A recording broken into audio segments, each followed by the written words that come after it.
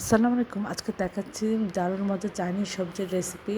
আমরা এখানে নিলাম বরবটি, সিম, ফুলকপি, গাজর, পাতাকপি, পেঁপে সব কিছু আমরা এভাবে স্লাইস করে কেটে নিয়েছি। নিয়ে ধুয়ে আমরা হালকা একটু সিদ্ধ করবো, অর্থাৎ বলক উঠে গেলে আপনার এটা নামিয়ে রাখবো।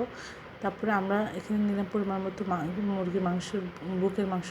এখানে পেঁয়াজ, কাঁচামরিচ একটু ভেজে নিয়ে এখানে মুরগির মাংসটা দিয়ে একটু ভেজে নিচ্ছি। এখানে আধা চামচ আদা বাটা, আধা চামচ রসুন বাটা দিয়ে একটু ভেজে নিয়ে এর মধ্যে দিয়ে দিলাম আধা চামচ ধনিয়া গুঁড়া, আধা চামচ জিরা গুঁড়া দিয়ে একটু মশলাটা কষিয়ে তারপরে সবজিটা দিয়ে একসাথে কষিয়ে নিলাম। আমি এখানে 4-5 চামচ গুঁড়া দুধ নিয়ে এভাবে পানিতে গুলিয়ে দিয়েছি।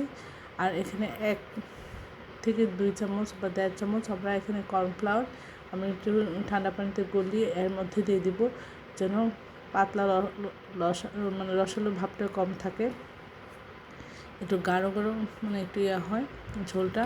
এটা খেতে অসাধারণ লাগে। আশা করি এভাবে এই রেসিপিটা একবার হলেও খাবেন। এটা খেতে দুর্দান্ত লাগে। এটা ছোটো বড়ো সবার খুব প্রিয় এবং পছন্দের। এই রেসিপিটা অসাধারণ হয়। সবাই আমার চ্যানেলটি লাইক এবং শেয়ার দেবেন, সাবস্ক্রাইব করবেন, প্রিয়জনকে বেশি বেশি করে শেয়ার দেবেন। আমার চ্যানেলে সব রকমের রান্নার রেসিপি রয়েছে, আশা করে দেবেন।